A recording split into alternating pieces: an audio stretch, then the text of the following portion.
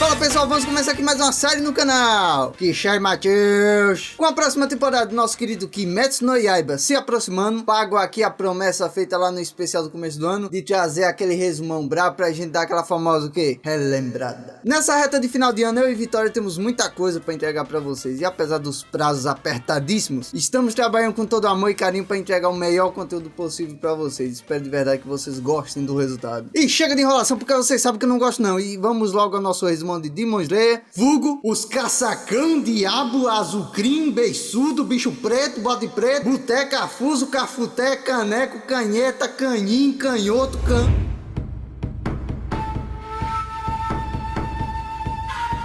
Demon Slayer chegou com tudo em 2019, pois é, ele chegou bem no finalzinho da década passada e ainda assim se tornou um dos grandes sucessos da última década. E primeira coisa que já quero falar é sobre a abertura. Meus amigos, que abertura foda da porra. Gurren foi uma abertura que marcou muito a primeira temporada, não podia ser por menos, né? Afinal ela foi cantada por ninguém menos que a nossa menina Lisa, que já deu sua voz para a abertura de vários animes que marcaram demais a nossa última década. E como começa Demon Slayer, conhecemos o nosso protagonista Kamado Tanjiro, que já estava de saída para ir para a cidadezinha mais próxima para vender uns carvãozinhos, mas não sem antes receber uns mimos dos seus irmãos e da sua mãe. E quando o moleque volta para casa, tá a família toda capotada. Não apenas isso, a sua irmã que sobreviveu virou um Oni, meus amigos. Já joguei esse jogo aí, aflição demais, Matheus. Não é esse tipo de Oni, pô, é esse aqui. Em suma, Oni são seres sobrenaturais comedores de pessoas. Lâminas comuns não cortam eles facilmente, e mesmo que consigam cortar, ainda assim a sua alta regeneração fará com que a maior das feridas não seja problema por mais que alguns segundos. Não que essa informação seja útil agora, já que o nosso menino Tanjiro não deseja machucar sua irmã. Porém, o salvador que vem ao seu encontro não compartilha dessa mesma opinião. Tomioka Gil. Ele é um caçador de Oni. Inicialmente seu plano era capotar a irmã do protagonista, alegando que aqueles demônios não preservam os sentimentos da sua antiga vida. Tudo para eles gira em torno de devorar as pessoas e ponto final. Porém, após o protagonista ter mostrado ter um grande potencial como caçador e a sua irmã apresentar um comportamento anormal para os Onis, o comportamento de querer proteger o seu irmão, Tomioka decide depositar naqueles dois o seu voto de confiança. Ele então manda o protagonista para ir até um certo monte atrás de um conhecido dele, pois segundo Tomioka, essa pessoa irá ajudar o garoto na sua empreitada de curar a sua irmã. Mas como eu vou saber quem ele é? Ah, pera aí um pouquinho.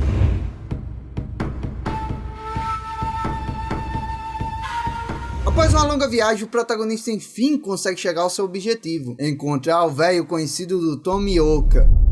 Isso aqui vai ajudar você a reconhecer ele.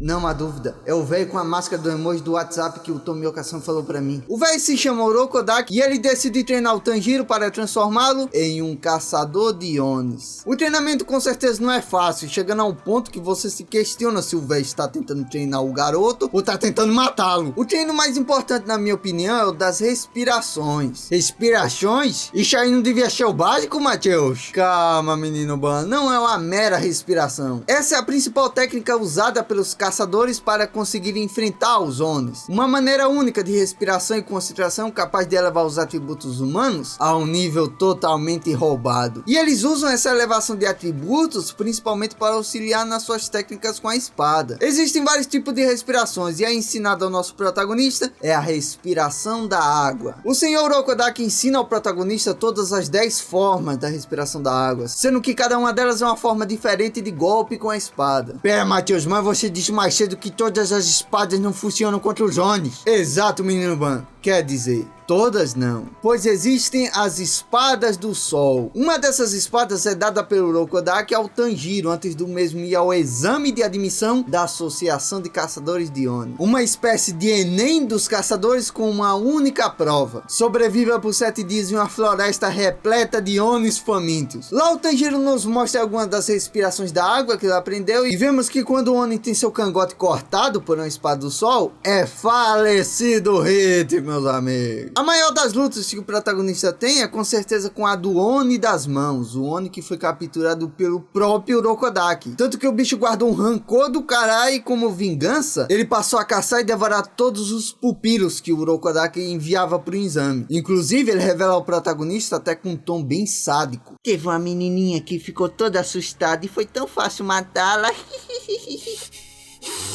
O outro achou que ia cortar minha cabeça e no fim foi ele quem perdeu a cabeça. Respiração da água, primeira forma. Queime no inferno, seu desgraçado. Que na próxima encarnação você nasce em um lar sem sofrimento. Arigato, Tanjiro. Sim, o nosso menino Tanjiro tem um pouco da síndrome do Naruto quando ele derrota os vilões dele. Então já vai se acostumando porque é algo recorrente no anime.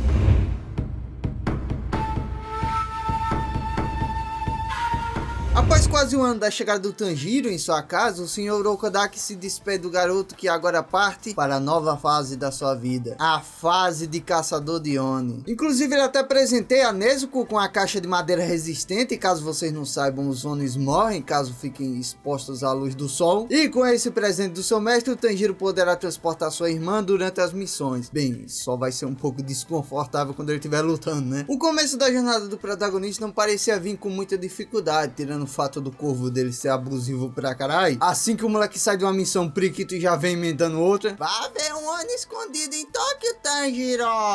Mas já? Trabalhar, vagabundo. Trabalhar! Bem, como os Onis até agora foram mó fácil de derrotar, esse aqui não deve dar nem pro cheiro.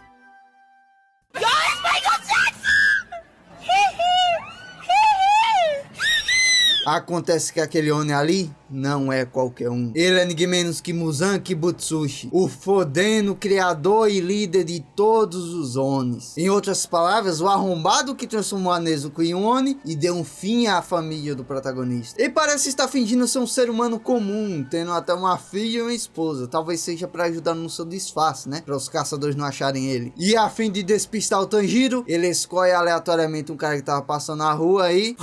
Simplesmente faz o cara começar a virar um Oni ali no meio da rua para atacar todo mundo, e sem opções o Tanjiro precisa avançar para segurar o Oni, né? Para ele não machucar nenhum inocente. E o Muzan aproveita ali a distração para dar uma fugida dali com a família dele, mas não sem antes escutar algumas verdades do nosso protagonista. Escuta aqui, Michael Jackson, todo mundo sabe que você está vivo. Eu te filmei e vou mandar o vídeo pro Balanço Geral segunda-feira. Pode se esconder onde quiser, mas um dia todo mundo vai saber a verdade.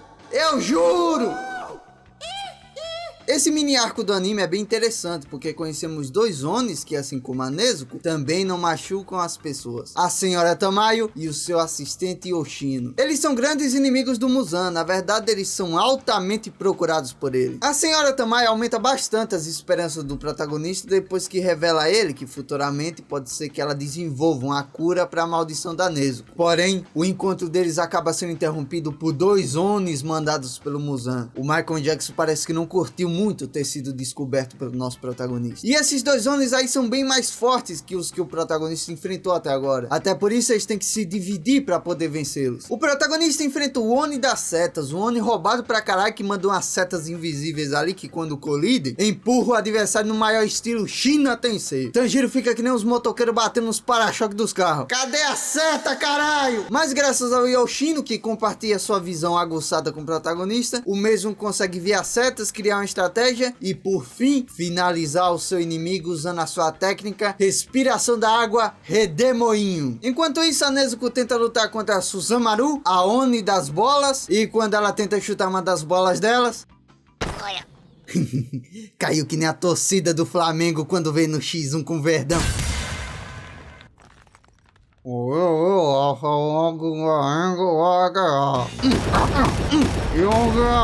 Porra! Apesar de forte, a Susanmaru acaba sendo derrotada quando a Nezuko recebe o auxílio da Senhora Tamayo. Aparentemente ela tem uma habilidade ali de ilusão quando usa o seu sangue, e com essa habilidade ela consegue fazer com que a Oni das bolas cite o nome do Muzan. E daí que ela citou o nome do Michael Jackson, Matheus? Ah, menino Ban, é agora que descobrimos porque todos os Onis temem tanto falar o nome do seu criador. Acontece que todos eles carregam consigo a maldição do Muzan, uma maldição que proíbe qualquer Oni de citar o nome ou até mesmo falar sobre ele. E se caso o Oni quebrar essa regra, pode ter certeza que ele morrerá da forma mais dolorosa possível. E com o dia amanhecendo, o fim daquela difícil batalha finalmente chega. Senhora Tamayo, cadê o Tanjiro? Eu não sei, ele ainda não entrou. Que o Palmeiras tenha mundial na sua próxima encarnação. Arigato.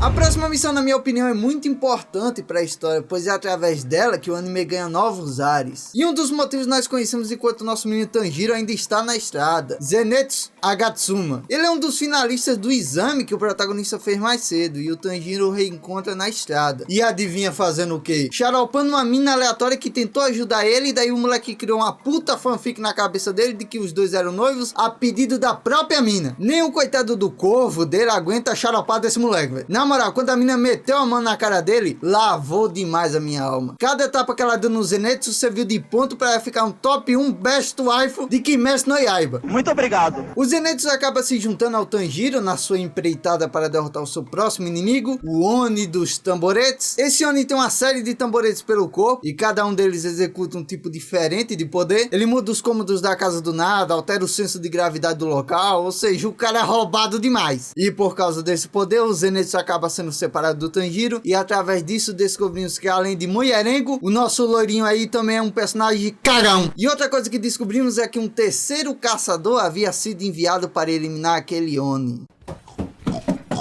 Ataque do Javali! Inosuke Hashibira. Ele é um caçador no mínimo peculiar. Ele usa duas espadas do sol em vez de uma, e todas elas são serreadas na parte de trás, sendo esse um motivo de orgulho do menino. Porém, o detalhe mais marcante dele é sem dúvidas a sua cabeça de javali. Ele acaba sumindo por um tempo devido à técnica do Oni dos Tamboretes, e acaba ficando para o Tanjiro a missão de eliminar aquele Oni. O demônio simplesmente começa a tocar todos os tamboretes bem rápido, parecendo até que estava tocando a trilha sonora do Naruto, até que no fim o protagonista utiliza mais uma poderosa respiração da água, a nona forma, uma técnica que permite que ele consiga se mover mesmo com a gravidade perdendo os lados, e dessa forma ele dá um fim ao Oni dos Tamboretes. Do lado de fora, o Inosuke acabou seguindo o cheiro de Oni e encontrou a caixa de madeira onde a Nezuko estava dormindo. Nisso, o cabeça de javali começa a tentar meter a lâmina dentro dela, mas o Inosuke do nada sente uma vontade danada de Mas o Zenitsu do nada sente uma vontade danada de proteger aquela caixa. Por que você tá protegendo essa caixa, porra? Eu não sei, meu sentido de gado diz que tem uma waifu aqui dentro. Gado, é? Então vou fazer espetinho de tu e o Oni que tá aí dentro. Meu Deus, Tanjiro, o que você tá fazendo dentro dessa casa ainda? Que na próxima encarnação você nasça perto de uma escola de samba. Arigato.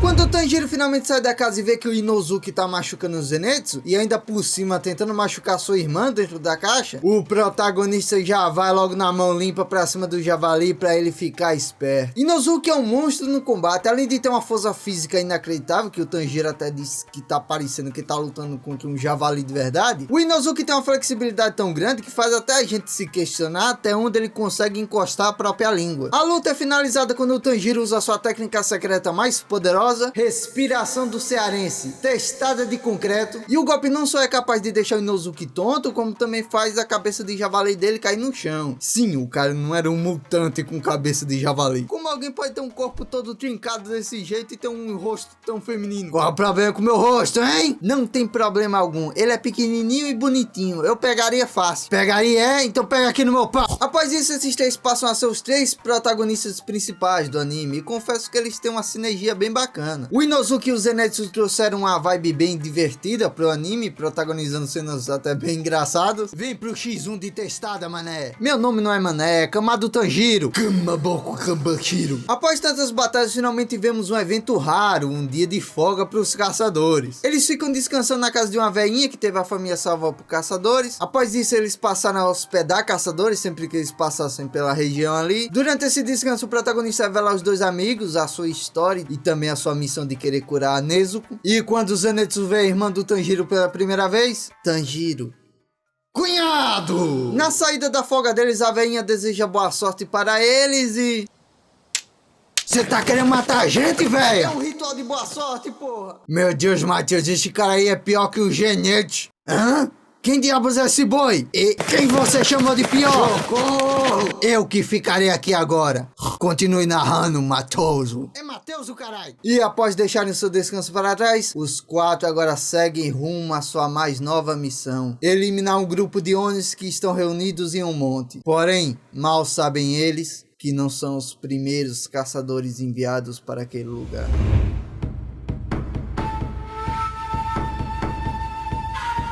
Esse talvez seja o grande arco da primeira temporada de Kimetsu no Yaiba. Aconteceu muita tragédia, luta, revelação e o episódio 19, hein? Primeiro de tudo, nós vemos o vislumbre daquele que é o grande líder dos caçadores de Oni, e ele fala que muitos caçadores já capotaram naquele monte que os protagonistas estão indo, concluindo então que possivelmente naquele lugar existe uma das 12 luas demoníacas.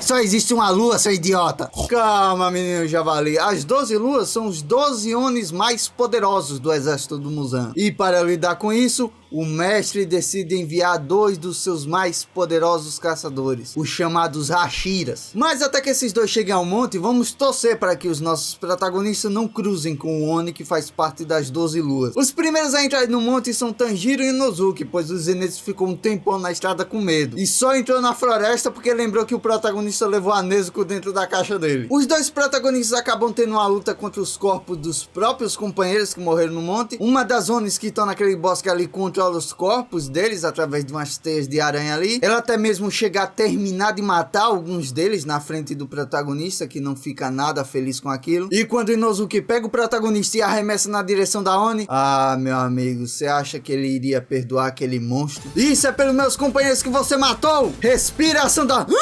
Ela abriu os braços com um sorriso gentil estampado em seu rosto, aceitando sua morte de bom grado. Respiração da água, corte e fofo. Um pouco longe de onde os 2 estavam, nosso menino cagão realmente estava passando por maus bocados naquela floresta. E eu não posso culpá-lo, mano. Afinal, o inimigo dele é uma aranha gigante com cabeça 2D e corpo 3D. Essa aranha bizarra infecta o Zenitsu e diz que em alguns minutos, o mesmo acabará se tornando que nem os seus colegas. Tá vendo essas aranhinhas aí? São todos caçadores transformados, velho. E aí do nada o moleque apaga. Sim, na frente do inimigo. O Zenitsu simplesmente desmaia. Porém, também do nada, o Zenitsu se levanta, anda, avança e desvia dos ataques da aranha sem mostrar um pingo de medo. Algo totalmente diferente do cagão que tínhamos conhecido no anime. E o mais louco de tudo é que ele está fazendo tudo isso inconsciente, meus amigos. Uma coisa curiosa que descobrimos nessa luta é que o Zenitsu é um caçador de Oni curioso. Como sabemos, todas as respirações têm várias versões de ataques diferentes, as chamadas formas. Por exemplo, o Tanjiro aprendeu as 10 formas da respiração da água. Só que o Zenitsu só conseguiu aprender a primeira das 6 formas da respiração do trovão. E devido a isso ele era zoado e tinha uma péssima autoestima, apesar do seu avô sempre incentivá-lo e mostrar ter uma grande confiança no garoto.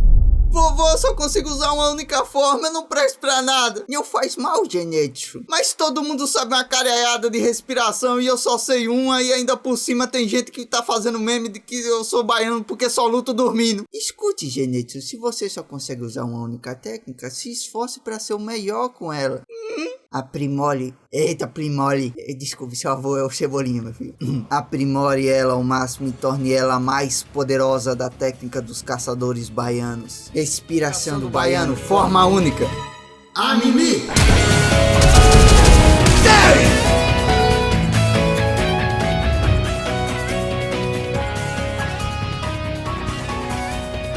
Após o nosso menino Zenitsu brilhar no anime como um trovão, o Inosuke e o Tanjiro estão tendo uma luta difícil contra um Oni intitulado O Pai. E isso acontece porque todos os Onis daquele monte ali fingem ser uma família de mentirinhas, sabe? Mais pra frente falaremos mais sobre isso. Acontece que o Pai é resistente pra caralho, apesar dos protagonistas forçarem suas lâminas ao máximo contra a pele dele, eles não conseguem fazer um único arranhão nele. O protagonista até bolou uma estratégia de prender o Oni com a árvore, mas no fim, o feitiço se volta contra o feiticeiro e o Oni simplesmente pega e usa a árvore como taco e arremessa o Tanjiro pra longe. Não morre, Inosuke! Camada de tangerina! É camada do Tanjiro! E se você achou que por estar sozinho o Inosuke ia ficar intimidado pelo Pai Aranha, ah, meu amigo, você está muito enganado. O Javali fica ainda mais motivado e coloca tanta força na sua espada que acaba cortando uma das mãos do bicho.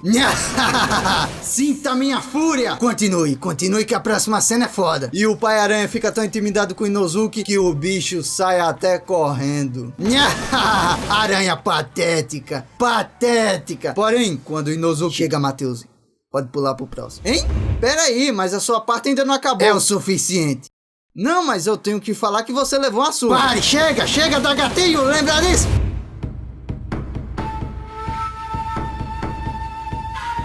O nosso protagonista acabou sendo jogado bem pra toca dos lobos, pois ele agora está de frente para 2 Onis. O estranho é que um deles está punindo o outro. Aquele Oni se apresenta como Rui e ele explica que só estava fortalecendo seu laço com a sua irmã. Sim, lembra do Oni pai, do Oni mãe e até do Oni aranha lá que apareceu lutando contra os Zeniths. Todos eles nada mais são do que uma família de mentirinha que o Rui criou para ele. Claro que não é a melhor das famílias, visto que ele maltratava todos os membros para que eles agissem exatamente do jeito que ele imaginava que uma família correta era. O Tanjiro então critica ele sobre ele estar machucando a sua própria irmã, chamando o laço entre eles de um laço falso, e o Oni não gosta nada do comentário e decide que irá fazê-lo, tirar cada uma daquelas palavras. Nós sabemos o quanto o Tanjiro entende de laço de família, e ele jamais deixaria que aquele Oni cortasse a sua conduta. Bem, a conduta do protagonista ele realmente não corta, porém... sim, a espada do protagonista é simplesmente cortada ao meio por uma teia do Rui. E não há motivo de surpresa, afinal ele faz parte das 12 luas demoníacas, sendo ele a 5ª lua inferior. Sem uma espada para se proteger, o protagonista acaba sendo alvo de um novo ataque do Rui. Porém, dessa vez, a Nezuko decide levar o ataque para proteger o seu irmão. E quando o Rui vê aquele lindo amor entre irmãos na frente dele, o moleque surta e diz que também queria ter aquilo. Eu preciso ter uma irmã assim. Mas Rui, eu sou sua irmã. Cala a boca! Ela tem um bambuzinho na boca e ela faz uma carinha mó fofinha. Mas eu também posso fazer isso. Prove. Ficou uma bosta! E então temos uma das cenas mais agonizantes, se não a maior de Kimetsu no Yaiba, que é a porra do Rui pendurando a coitada Nezuko com as suas teias. Lembrando que essas porra aí são pior que cerol de pipa. O Tanjiro fica muito putaço vendo aquilo, só que o Oni inesperadamente vem até ele e diz: toma meu pescoço aí. Seu desgraçado, como ousa me... corta ele, pô. Corta ele. Sim, meus amigos, mesmo com o Oni dando seu pescoço de bandeja para o protagonista, ainda assim o mesmo não consegue fazer um único arranhão nele. E mesmo com o Tanjiro usando a sua última e mais poderosa respiração da água, a 10ª forma, mesmo assim o Rui fortalece as suas teias em um nível totalmente mortal. Ele cria uma espécie de gaiola com as teias dele ali, que quando colidirem com o protagonista, irão acabar dando um falecido hit nele. E quando parecia que o fim estava próximo, uma antiga memória passa a ser reproduzida na cabeça do Tanjiro. Nessa memória, o protagonista lembrava que o seu pai sempre fazia uma dança curiosa chamada Dança do Deus do Fogo. O pai dele parecia um homem bem debilitado na saúde, porém, mesmo assim, ele parecia amar a dança daquele jeito. E o seu maior desejo para o seu filho é que ele passasse a Dança do Deus do Fogo à frente.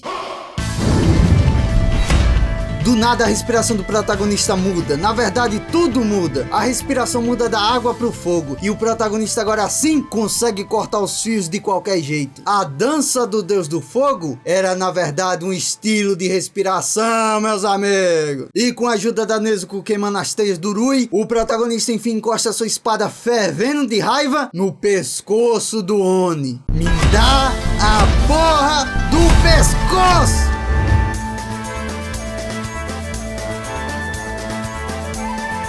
Eu nem vou falar o quão anticlimático é quando no episódio 20 nós descobrimos que o Rui cortou o próprio pescoço antes do protagonista encostar a lâmina no pescoço dele. Felizmente o Tanjiro acaba sendo salvo pelo Tomioka, que facilmente derrota o Rui usando a sua 11ª forma da respiração da água. Uma forma de respiração que o próprio Hashira inventou e no momento que o Oni estava desaparecendo, que na próxima vez que você reencarnar... Tanjiro, saturou já, sabe? Senhor, por favor, sai de cima dele. Isso é um demônio matador de pessoas. Por isso ninguém gosta do senhor. Aparentemente o fato do protagonista viajar com a sua irmã Oni era um segredo do senhor Urokodaki do Tomioka, já que assim que a Hashira que veio com Tomioka descobre sobre ela, ela ordena a sua pupila que a casse e a elimine. E é pura comédia essa parte, porque a interação dos dois Hashiras é muito engraçada. Confesso que até eu shippo bastante os dois. E a pupila dela tenta atacar a Nezuko, só que ela fica miudinha e começa a correr de um jeito mó fofinho, na moral. Essa parte é muito engraçada, porque tá a Nezuko correndo mó de boas, com os braços abertos, e a outra tá lá com a cara de... dá vontade de matar! No fim, a ordem do QG é que o protagonista e a sua irmã sejam levados até a base dos caçadores vivos, e quando o protagonista acorda, quem está de frente para ele são os Hashiras, meus amigos. Assim como as 12 luas demoníacas são o grupo de Onis mais poderosos, os Hashiras são os caçadores mais fodas. Eles são Rengoku, o Hashira das chamas, Uzui, o Hashira do som, Mitsuri, a Hashira do amor, Hajime, o Hashira da pedra, Muishiro, o Hashira da névoa, Obanai, o Hashira da serpente. Primo, você tá por aqui, é? E por fim, alguns Hashiras que já tínhamos conhecido mais cedo, Tomioka, o Hashira da água, e Shinobu, a Hashira dos insetos. Quer dizer, ainda falta um Hashira. Quem quer espetinho de Oni? Sanemi, o Hashira do vento. Esse Hashira não engole nada da história do protagonista, de que a sua irmã não ataca humanos, e já chega cravando a sua espada na caixa, só que aí o Tanjiro já vai logo na cabeçada pra ele ficar esperto. Seu filho da puta, eu vou te quebrar, eu vou te triturar, eu vou acabar com a sua raça. Mestre chegou. Bom dia, meu senhor. Que mudança foi essa? Aquele é o Mestre Kagaya, o líder da Associação de Caçadores de Onis e uma figura pacífica. Ele está ali para mais uma reunião semestral com todos os Hashiras e diz que está feliz por ver que não houveram baixas entre eles. Meu honrado mestre, poderia nos elucidar a respeito desse jovem espadachim chamado Kamado Tanjiro e da sua pobre irmã Nezuko, que tragicamente acabou se tornando uma Oni? Quem é esse cara? No fim, o mestre permite que o protagonista viaje com a sua irmã Oni, uma decisão que, apesar de respeitada pelos Hashiras, ainda assim desperta uma revolta entre eles, mas no fim, após uma grande prova de que a Nezuko não é movida pela sua sede por sangue, fica comprovado para todos que ela é um Oni que pode sim não machucar os outros. E com isso, nossos protagonistas têm um mini arco de descanso / treinamento na mansão do Hashira dos insetos. Lá descobrimos que o Zenitsu ainda tá tomando remédio para poder ser curado do veneno daquela aranha lá que ele enfrentou, e o Inosuke... Poderia pular essa parte, por favor? E aí, Matheus? Em total contraste com essa reunião dos Hashiras com seu líder, temos uma reunião de alguns Onis, e eles são as 5 luas inferiores. Acontece que as 12 luas demoníacas são separadas em 2 grupos, as luas inferiores e as luas superiores. As luas superiores são os grandes boss do anime, juntamente com Muzan. Inclusive, essa será a pauta dessa reunião. Eles são teleportados para uma espécie de mundo distorcido, aparentemente esse mundo é controlado por uma Oni com uma viola. As 5 luas inferiores estão ali confusos, só que aí enfim chega o Muzan. Não apenas isso, o Muzan está em um corpo totalmente diferente do que vimos mais cedo. A reunião tem como intuito revelar que a 5ª lua inferior foi morta por um Hashira, e o Muzan vem ali para eles para mostrar sua total decepção. Segundo ele, apenas as luas superiores conseguiram derrotar Hashiras no passado, já as luas inferiores só dão derrota para ele, tudo que eles fazem é correr assim que vem um Hashira por perto. Olha quem fala, o cara vem me se escondendo dos Hashira. Me escondendo de quem? No fim, o Muzan deixa um único lua inferior vivo, dando um pouco do seu sangue para que ele mostre que a sua vida mereceu ser poupada. E como ele irá provar isso, iremos descobrir na parte 2 do nosso resumão de Kimetsu no Yaiba. Aguardo vocês no Trem do Infinito, meus amigos!